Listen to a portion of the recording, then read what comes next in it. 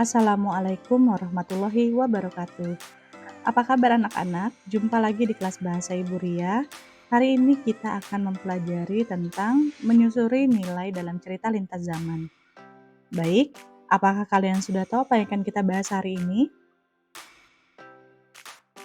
Pembahasan kita hari ini adalah kita akan mempelajari tentang teks hikayat. Tapi sebelum kita mempelajari pelajaran hari ini, Ibu ingin bertanya dulu bagaimana kondisi dan perasaan kalian hari ini. Ibu harap kalian dalam kondisi yang sehat, dalam kondisi yang baik, yang bersemangat untuk mempelajari pelajaran kita hari ini. Apakah kalian sudah siap untuk belajar? Baik, jika kalian memang sudah siap untuk belajar, Ibu akan menjelaskan tujuan pembelajaran kita hari ini. Setelah mempelajari teks hikayat, siswa mampu mengidentifikasi karakteristik hikayat dan nilai-nilai yang terkandung dalam hikayat, serta mengaitkannya dengan nilai-nilai kehidupan yang berlaku pada saat ini. Berarti tujuan pembelajaran kita tuh ada 3. Yang pertama adalah kalian mampu mengidentifikasi karakteristik hikayat, yaitu apa saja sih karakter hikayat ini yang membedakan hikayat dengan cerita lainnya. Dan yang kedua adalah kalian mampu mengidentifikasi nilai-nilai yang terkandung di dalam hikayat, yaitu maksudnya apa saja sih nilai yang ada di dalam suatu cerita rakyat. Dan kemudian tujuan pembelajaran yang ketiga adalah mengaitkan nilai-nilai tersebut dalam kehidupan kita saat ini. Kira-kira dari cerita yang sudah kalian baca, apa yang bisa kita petik dari hikmahnya dan kita terapkan dalam kehidupan kita saat ini.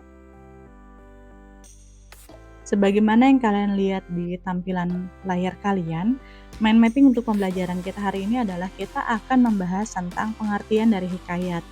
Kemudian, kita akan membahas tentang tujuan dari suatu hikayat, yaitu berkaitan dengan struktur dari teks hikayat. Dan struktur ini akan berkaitan dengan bagaimana cara kita menemukan nilai-nilai kehidupan yang dapat kita pelajari dari suatu cerita rakyat. Selain itu, kita akan mencari tahu tentang apa sih karakteristik dari hikayat, di mana karakteristik itu berkaitan dengan ciri khusus dari suatu hikayat dan perbedaan hikayat dengan cerpen. Lalu, kita akan mempelajari tentang kaidah kebahasaan, di mana suatu hikayat itu masih berkaitan dengan unsur adik simba. Masih ingat apa yang dimaksud dengan adik simba? Ya, kata tanya dari apa, di mana, kapan, siapa, mengapa, dan bagaimana, dan itu dikaitkan dengan cerita yang ada pada suatu cerita rakyat. Lalu yang kedua adalah penggunaan kata arkais. Apakah kalian sudah pernah mendengar apa yang dimaksud dengan kata arkais? Jika belum, ikuti slide selanjutnya. Ibu yakin kalian pasti sudah pernah mendengar istilah hikayat ataupun cerita rakyat kan? Coba bisakah kalian menceritakan kepada Ibu cerita rakyat yang kalian ketahui dari daerah kalian masing-masing? Sebelum membahas lebih jauh, Ibu akan menjelaskan sedikit tentang apa yang dimaksud dengan hikayat. Jadi anak-anak, hikayat itu adalah cerita rakyat atau sastra lama Melayu di mana dia berbentuk prosa. Ya, jadi isi dari prosa itu adalah bercerita, menceritakan tentang kehidupan suatu masyarakat, menceritakan suatu kehidupan suatu tokoh di mana di dalamnya itu terdapat undang-undang, kemudian silsilah yang bersifat rekaan ataupun unsur-unsur kehidupan seperti nilai-nilai keagamaan, nilai-nilai historis atau sejarah, dan biografi suatu daerah gitu ya. Jadi memang hikayat ini jika kita lihat dia berkaitan dengan budaya dalam suatu masyarakat, di mana budaya masyarakat zaman dulu itu biasanya diceritakan atau diajarkan kepada anak-anak melalui cerita gitu ya. Orang tua zaman dulu tuh memang cenderung untuk menceritakan suatu nilai agama, suatu nilai-nilai adat budaya dalam suatu masyarakat dibungkus melalui cerita begitu ya. Juga kita bisa melihat secara biografi suatu daerah itu biografinya seperti apa. Contohnya nih ya, ada legenda Danau Toba di daerah Sumatera Utara. Nah, secara biografis kita mengetahui, oh ternyata di daerah Sumatera Utara itu ada danau yang bernama Danau Toba. Ataupun ada legenda Sangkuriang gitu ya, di mana di situ digambarkan secara biografis di daerah Jawa Barat itu ada gunung yang bernama Gunung Tangkuban Perahu gitu ya. Jadi secara biografis, geografis gitu ya, kita bisa melihat bagaimana bentuk atau suatu daerah itu ya. Kemudian secara bahasa ternyata hikayat itu merupakan turunan dari bahasa Arab gitu ya, di mana memiliki arti menceritakan, menirukan, mewartakan atau memberitakan, menyerupai, berkata, meneruskan dan melukiskan gitu ya. Jadi memang hikayat itu kita ambil dari budaya masyarakat Arab yang dimana masuk melalui sejarah keagamaan gitu ya. Tentunya kita belajar hikayat itu, kita berharap bisa mendapatkan manfaat ya, Nak, ya. Jadi secara garis besar manfaat yang dapat kita, dapatkan ketika kita mempelajari dalam hikayat adalah yang pertama, dengan mendengarkan hikayat itu kita jadi mengetahui tentang adat, budaya, dan sejarah yang ada dari suatu daerah. Baik itu adat budaya bahasa, kemudian adat budaya suatu masyarakat, norma-norma agama, norma-norma budaya yang ada memang dalam suatu masyarakat. Juga sejarah dari suatu daerah. Contohnya, eee, di Kerajaan Kutai Kartanegara, daerah Tenggarong, Kalimantan Timur, itu ada sejarah tentang Putri Karangmelenu, di mana Putri Karangmelenu itu berkaitan dengan sejarah anak keturunan kerajaan dari Kutai Kartanegara, Kerajaan Molawarman ya. Jadi manfaat yang pertama itu, manfaat yang kedua, dari hikayat itu ternyata kita dapat memetik nilai-nilai kehidupan yang ada pada masyarakat dan untuk menjadikan cerminan kehidupan kita saat ini. Nilai-nilai apa saja dalam kehidupan hikayat yang bisa kita petik? Salah satunya seperti nilai keagamaan, nilai moral, nilai pendidikan, dan lain-lain. Kemudian dengan belajar hikayat, kita juga melakukan tindakan pelestarian dari budaya yang ada di negara kita gitu ya. Jadi memang kekayaan itu tidak hanya berupa kekayaan alam, tetapi juga kekayaan budaya, baik itu dari segi bahasa maupun dari cerita-cerita rakyat. Jadi kalian Ibu himbau untuk mengetahui cerita rakyat sebagai bentuk pelestarian kita terhadap bangsa kita. Sekarang kita masuk dalam tujuan pembelajaran yang pertama, yaitu mengidentifikasi karakteristik dari hikayat. Jadi anak-anak, hikayat ini memang memiliki karakteristik yang berbeda dengan cerita narasi lainnya, di mana karakteristik inilah yang menjadi ciri dan mungkin tidak ada pada cerita yang lain gitu ya. Yang pertama adalah kemustahilan dalam cerita. Memang dalam hikayat itu kita sering kali mendengar cerita-cerita yang sepertinya mustahil untuk terjadi dalam kehidupan nyata. Contohnya seperti legenda Malin Kundang gitu ya, di mana manusia itu bisa berubah menjadi batu. Itu kan adalah sesuatu yang secara logika mustahil, secara ilmu pengetahuan mustahil. Ataupun pada legenda Sangkuriang, di mana seorang manusia ini memiliki kekuatan dan dia bisa mengubah perahu yang dia tendang itu terbalik hingga menjadi gunung, yaitu Gunung Tangkuban Perahu yang kita ketahui saat ini.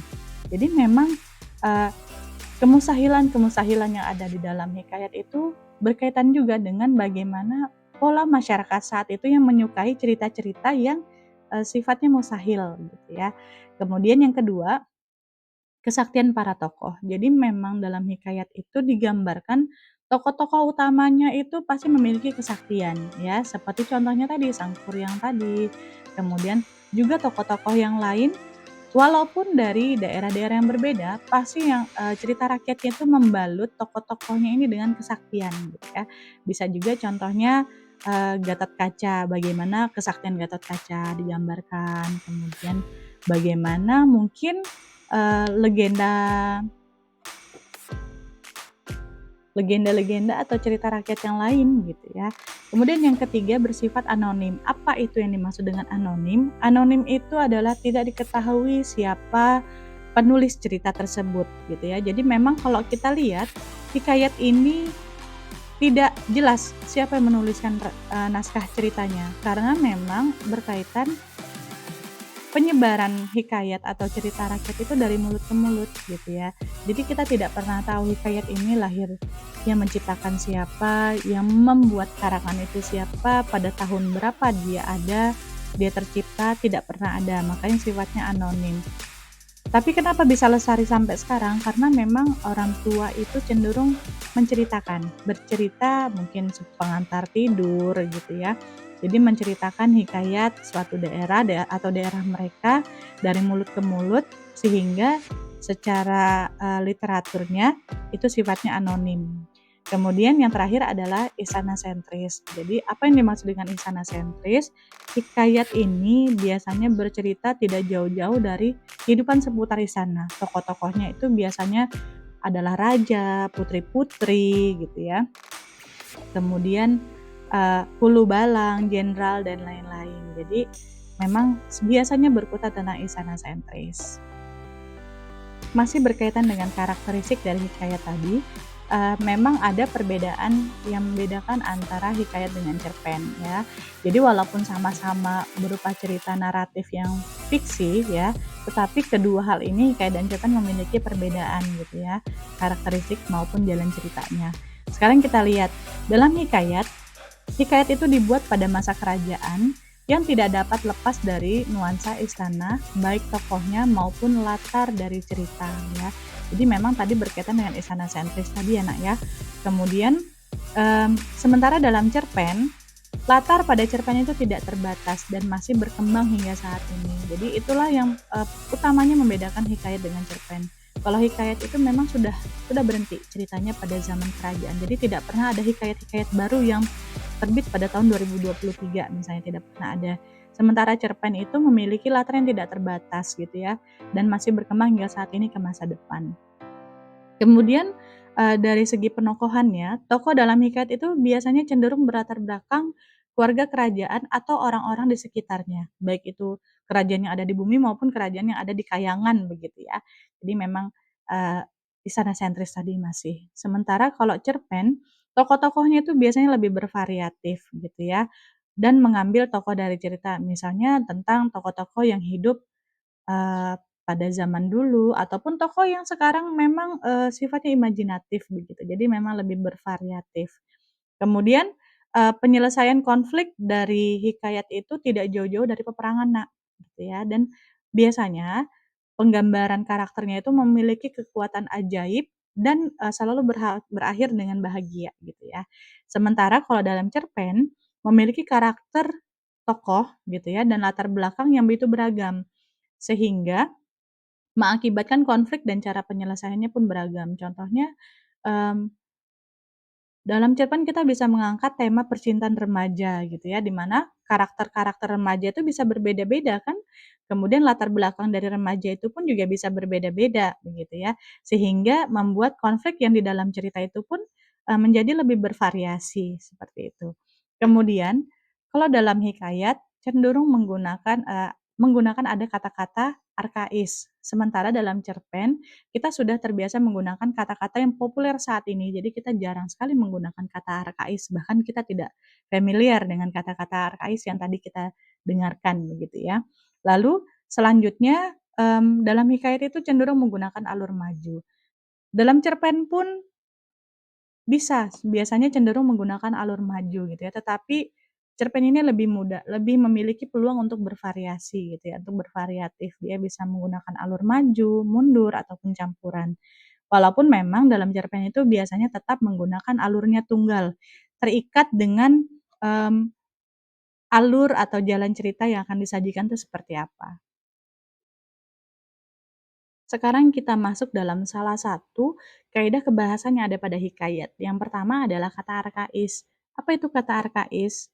Kata arkais adalah kata yang sudah tidak lazim kita gunakan pada saat ini, ya. Di mana hal ini berbeda dengan cerita narasi lainnya. Dalam hikayat biasanya menggunakan cerita-cerita eee, zaman dulu dan menggunakan kata-kata arkais. Contoh dari kata arkais yang sudah jarang kita gunakan adalah syahdan, sebermula, apatah, sahaja, dan lain-lain. Sekarang Di sini ada beberapa kata Ibu minta kalian untuk berlatih, kalian mencari tahu apa sih arti kata dari beroleh, apa sih arti kata dari titah, dari bejana, mahligai, dan lain-lain. Silakan kalian untuk mengeksplor pengetahuan kalian, mencari tahu apa arti dari kata-kata tersebut. Kerjakan di buku tulis masing-masing ya. Untuk memantapkan, pengetahuan kita hari ini, Ibu minta kalian untuk menyimak video Legenda Naga Erau dan Putri Karangmelenu. Apakah kalian sudah pernah mendengar ceritanya? Dari daerah mana kira-kira cerita ini? Ya, cerita ini adalah, cerita yang berasal dari Kalimantan Timur, lebih tepatnya Kerajaan Mulawarman atau Kutai Kartanegara yang sekarang ada di Tenggarong ya anak-anak ya.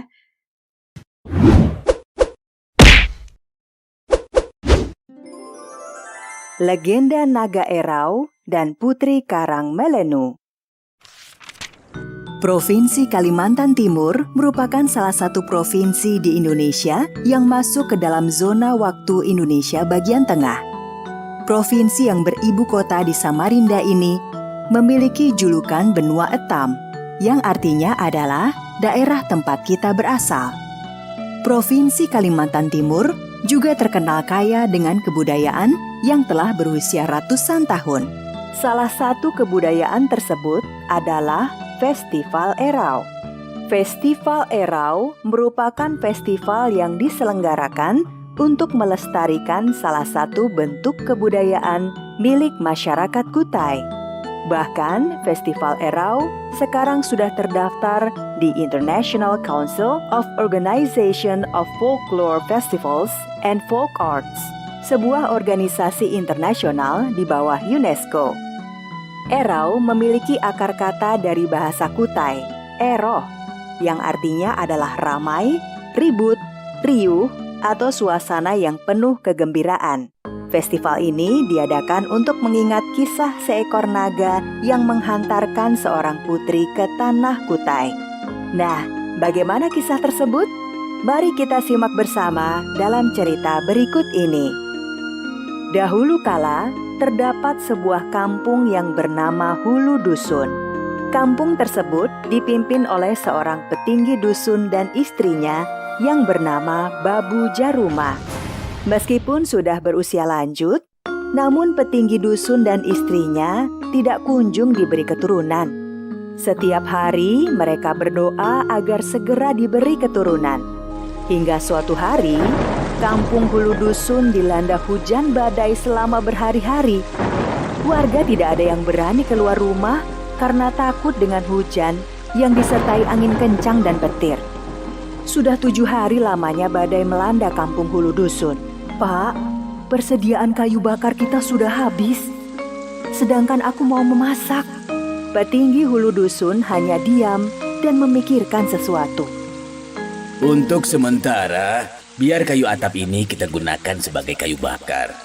Nanti kalau badai ini sudah berhenti, aku bisa mencari penggantinya. Ketika sedang membelah kayu atap rumahnya, petinggi Hulu Dusun terkejut melihat ada seekor ulat di dalam kayu. Begitu pula Babu Jaruma. Terlebih lagi, ulat tersebut terlihat memandang ke arah petinggi Hulu Dusun dan Babu Jaruma dengan tatapan seolah-olah ingin dirawat oleh mereka. Ketika petinggi Hulu Dusun mengambil ulat tersebut, keanehan pun terjadi. Suara hujan, angin ribut, dan petir yang menggelegar tiba-tiba saja berhenti. Kampung Hulu Dusun yang selama 7 hari berturut-turut dilanda hujan badai tiba-tiba menjadi cerah seketika. Petinggi Hulu Dusun dan Babu Jaruma merawat si ulat dengan sangat baik dan penuh kasih sayang, layaknya anak mereka sendiri. Setiap hari, Babu Jaruma dengan sabar selalu memberikan daun-daun segar sebagai makanan ulat tersebut. Hari berganti minggu, minggu berganti bulan, bulan berganti tahun. Ulat tersebut semakin lama semakin besar dan setelah sekian lama dirawat oleh petinggi Hulu Dusun dan istrinya, ulat tersebut berubah menjadi seekor naga yang besar. Petinggi Hulu Dusun dan istrinya terkejut bukan main melihat naga tersebut. Tetapi mereka pun tetap menyayangi naga tersebut sebagaimana mereka merawat ulat kecil. Malam harinya, petinggi hulu dusun bermimpi bertemu dengan seorang putri. Ayahanda, Ananda sekarang sudah besar dan pasti akan membuat penduduk kampung ketakutan. Karena itu, izinkan Ananda untuk pergi. Buatkanlah tangga agar Ananda bisa turun ke bawah. Pagi harinya, petinggi hulu dusun menceritakan tentang mimpinya kepada Babu Jarumah. Mereka berdua kemudian membuat tangga yang terbuat dari bambu di depan rumah. Tangga yang dibuat dari bambu tersebut sudah jadi. Ketika hendak turun, naga berpesan kepada kedua orang tuanya. Petinggi hulu dusun terkejut suara naga sama persis dengan suara putri dalam mimpinya semalam. Ayahanda dan ibunda, ketika Ananda telah menuruni tangga ini, maka hendaklah ayah dan ibu mengikuti kemana Ananda pergi. Ayahanda jangan lupa membakar wijen hitam, serta taburkan beras kuning ke tubuh Ananda. Jika nanti Ananda telah masuk ke dalam sungai, maka ikutilah buih yang muncul di permukaan sungai. Sang naga segera menuruni tangga. Petinggi hulu dusun membakar wijen hitam dan Babu Jarumah menaburkan beras kuning ke tubuh naga. Setelah menuruni tangga tersebut, naga pergi menuju ke Sungai Mahakam. Petinggi hulu dusun dan Babu Jarumah terus mengikuti sang naga sambil membakar wijen serta menaburkan beras kuning. Ketika sampai di Sungai Mahakam, sang naga segera menceburkan dirinya ke dalam air. Petinggi hulu dusun dan Babu Jarumah mengikuti naga dengan menaiki perahu kecil. Naga tersebut berenang ke hulu dan ke hilir berturut-turut sebanyak 7 kali. Kemudian, naga tersebut berenang ke kiri dan ke kanan tepian batu berturut-turut sebanyak 3 kali. Naga pun kemudian menyelam. Tidak lama setelah naga menyelam, terjadi hujan badai yang dahsyat dan petir menyambar ke sana kemari. Petinggi hulu dusun segera mendayung perahunya ke tepian. Badai tersebut tidak berlangsung lama, cuaca pun kembali cerah. Dari tepian sungai, petinggi hulu dusun dan istrinya mengamati permukaan Sungai Mahakam. Mereka mencari di manakah naga tersebut berada. Di atas permukaan Sungai Mahakam yang tenang tersebut, tiba-tiba muncul buih yang berwarna-warni seperti pelangi. Buih tersebut semakin lama semakin meninggi. Di puncak buih tersebut, terlihat sebuah cahaya yang sangat terang. Buih tersebut perlahan-lahan menghilang. Petinggi hulu dusun dan istrinya melihat naga yang sedang menjunjung sebuah gong. Tubuh naga semakin naik ke atas. Petinggi hulu dusun dan istrinya terkejut melihat makhluk aneh sedang menjunjung naga. Makhluk aneh tersebut dikenal dengan nama Lembu Swana. Makhluk yang tubuhnya seperti lembu, namun berkepala singa. Di kepalanya terdapat mahkota emas yang berkilauan. Makhluk aneh tersebut juga memiliki belalai dan gading panjang seperti gajah. Kulitnya bersisik seperti ikan, dan punggungnya terdapat 2 sayap seperti burung elang. Naga kemudian memberikan gong tersebut kepada petinggi hulu dusun dan Babu Jarumah. Alangkah terkejutnya mereka melihat gong tersebut berisi seorang bayi perempuan yang sangat cantik dan lucu. Setelah memberikan gong berisi bayi perempuan, sang naga pun kembali menyelam.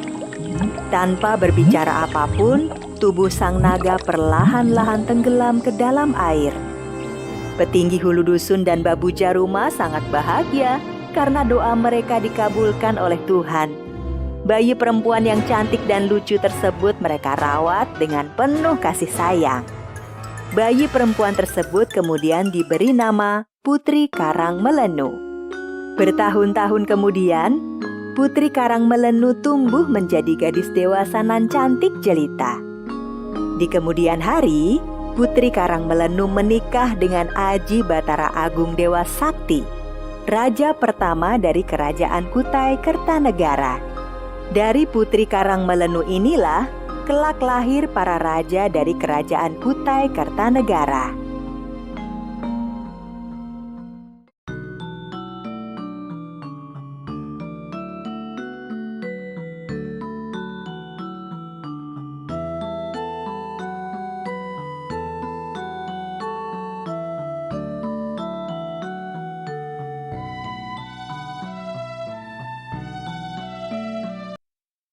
Setelah kalian menyimak video tadi, coba sekarang Ibu minta kalian menjawab 4 pertanyaan yang terkait dengan cerita tadi.